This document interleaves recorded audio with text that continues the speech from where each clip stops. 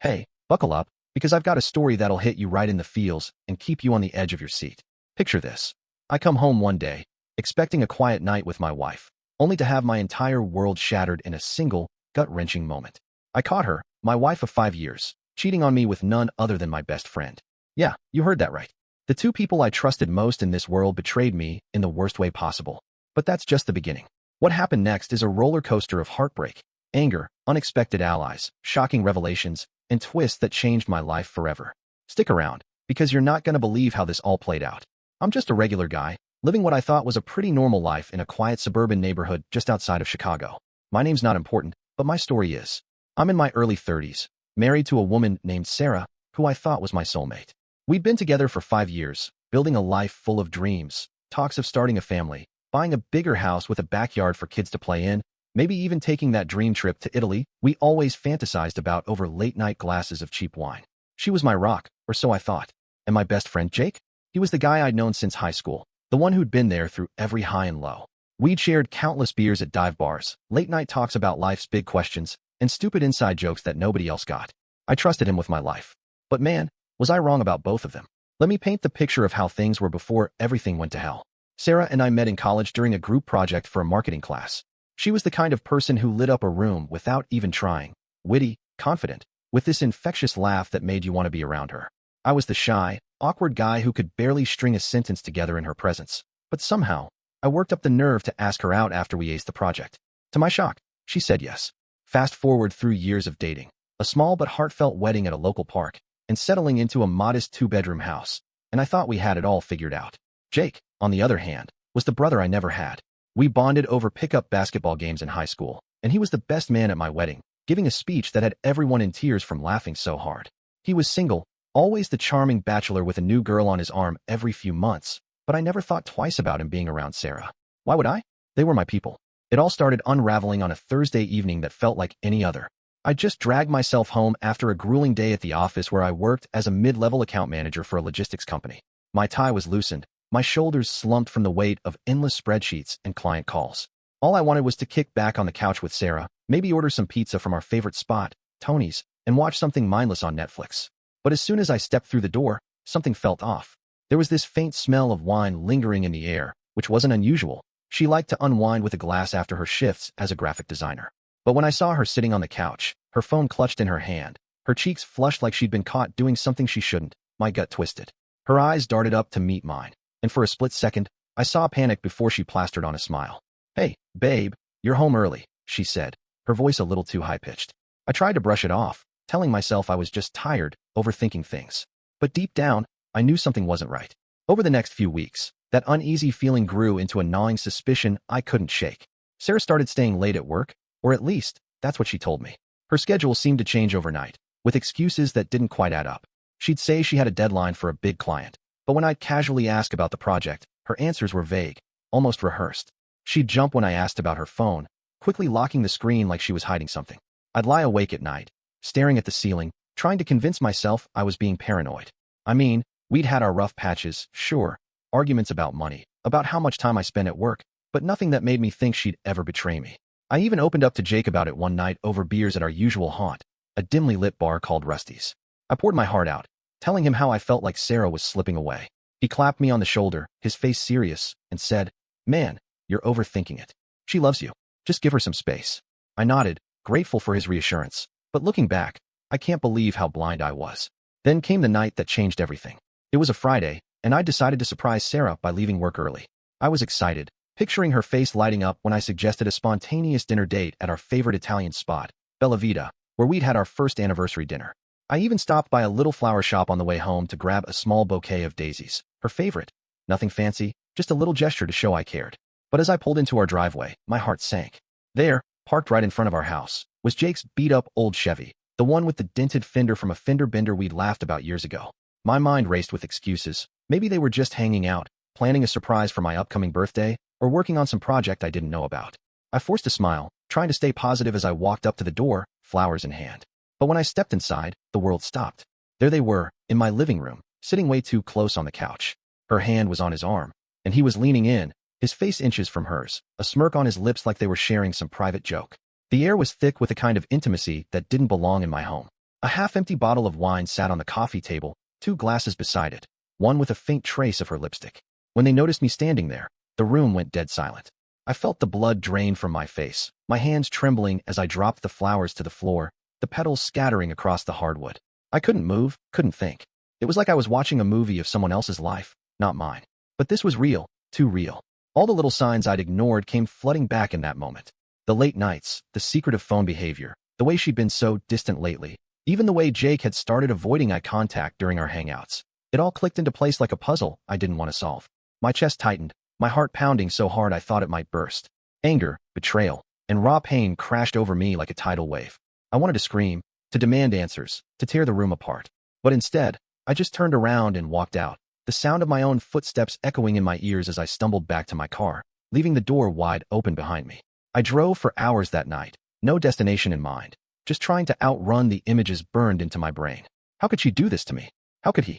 My wife, the woman I'd vowed to spend my life with, and my best friend, the guy I'd trusted with everything.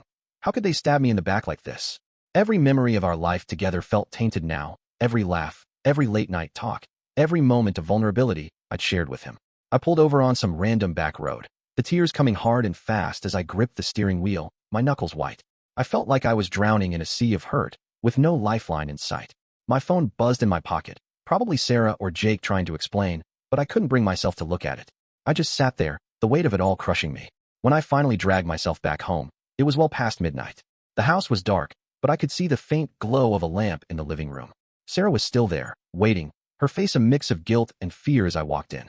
Her eyes were red, like she'd been crying, but I didn't care. I needed the truth, no matter how much it hurt. And she gave it to me, her voice shaky as she admitted to the affair. It had been going on for 4 months, she said. For months. What started as innocent drinks after work turned into late-night confessions, and then into something neither of them could stop, or so she claimed. Every word was a fresh wound, cutting deeper than I thought possible. I stood there, numb, as she poured out her guilt, saying how she didn't know how it got so far, how she still loved me. But it didn't make me feel any better. If anything, it made the betrayal sting even more, knowing she could say she loved me while tearing my heart apart. I didn't know how to process it. I'd given her everything, my heart, my trust, my future, and she'd thrown it away for what? A cheap thrill? And Jake, my best friend, the guy who'd been by my side through thick and thin. How could he look me in the eye all those times I confided in him, knowing he was the one tearing my marriage apart? I felt like a fool, like I'd been living a lie while they laughed behind my back. The pain was suffocating, a heavy weight on my chest that wouldn't let up. I told Sarah I needed space, that I couldn't be around her right then, and I crashed at a cheap motel for the night. The lumpy mattress and flickering neon sign outside my window a fitting backdrop to my shattered life. The days after that were a blur of misery. I couldn't eat, couldn't sleep, couldn't even look at the couch where I'd seen them without feeling sick. I called in sick to work, unable to face my coworkers' questions or fake a smile. I shut myself off from the world, ignoring calls from friends who could tell something was wrong. I didn't want their pity, didn't want to admit out loud how broken I was. I'd lost not just my wife, but my best friend too, and the double betrayal left me hollow. I'd lie in bed at night, replaying every moment, wondering how I'd missed the signs, how I'd been so blind. The anger was there, simmering under the surface, but more than anything, I felt this deep, aching sadness, a sense of loss I couldn't put into words. Eventually, I knew I had to face Jake. I couldn't keep running from the truth, no matter how much it hurt. So I reached out, setting up a meeting at Rusty's, the bar where we'd spent so many nights as friends. Walking in, I felt this mix of dread and fury, my hands shaking as I sat down across from him at a sticky table in the corner. The guy I'd once called my brother looked like a stranger now, his face etched with guilt he couldn't hide. He tried to explain, fumbling through excuses about how things just happened, how he didn't mean to hurt me, how he'd fallen for her without meaning to. But it was all noise to me. Nothing he said could justify what he'd done. I'd trusted him with my deepest fears, my insecurities about marriage and life, and he'd used that trust to destroy me. I told him I never wanted to see him again, that our friendship was over, and I left that bar feeling even emptier than before, the taste of cheap beer bitter on my tongue. The weeks turned into months, and I was still a mess. My marriage was over. There was no going back after something like that.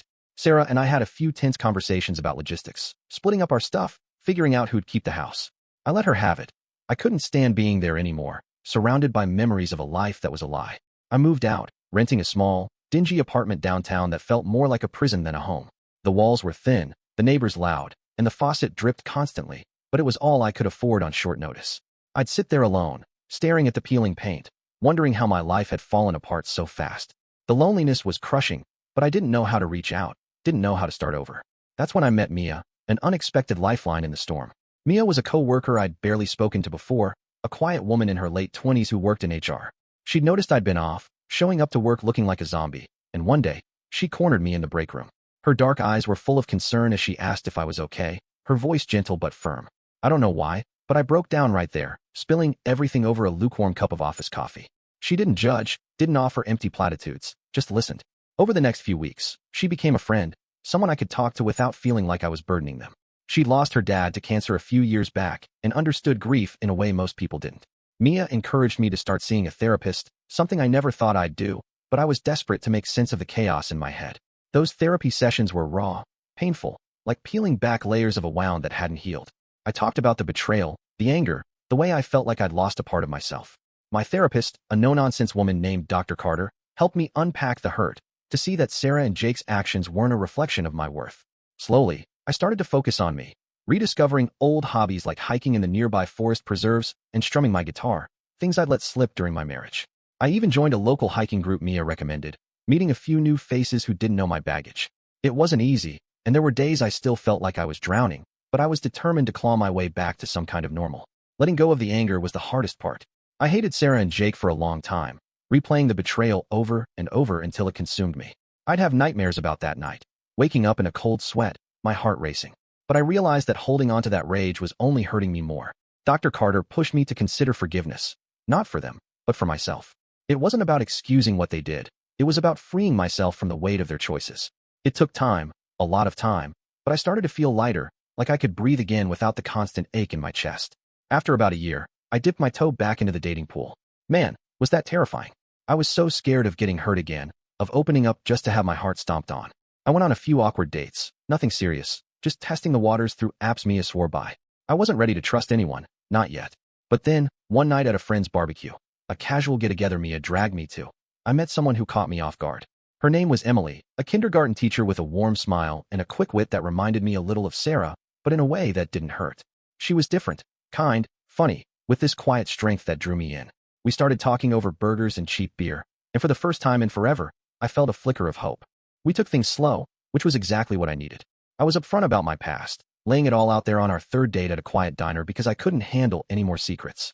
She listened, never judging, just offering this steady support that made me feel safe. Over time, I started to let my guard down, to believe that maybe, just maybe, I could love again. We built something real, grounded in honesty and respect, and I found myself smiling more, laughing more, feeling like I was finally coming back to life. Emily had her own scars, a messy divorce from a high school sweetheart who'd left her for someone else, so she understood my hesitance, my need for reassurance. But here's where the story takes a turn you won't see coming. A couple of years after the divorce, I got an unexpected message. It was from Sarah, sent through a mutual friend's social media since I'd blocked her everywhere else. I almost didn't open it, figuring I had nothing left to say to her. But curiosity got the better of me. She wrote about how she'd been reflecting on everything, how she'd made the biggest mistake of her life, and how she'd spent every day since regretting it. She wasn't asking for forgiveness or to get back together. She just wanted me to know she was sorry, truly sorry, and that she hoped I'd found happiness. She mentioned she'd ended things with Jake shortly after I found out, realizing it was a mistake born out of her own insecurities. Reading that, I felt this strange mix of emotions. I didn't hate her anymore, but I didn't feel much of anything either. I'd moved on, and her words, while sincere, didn't change the past. Then, a few months later, I ran into Jake at a local coffee shop near my new apartment.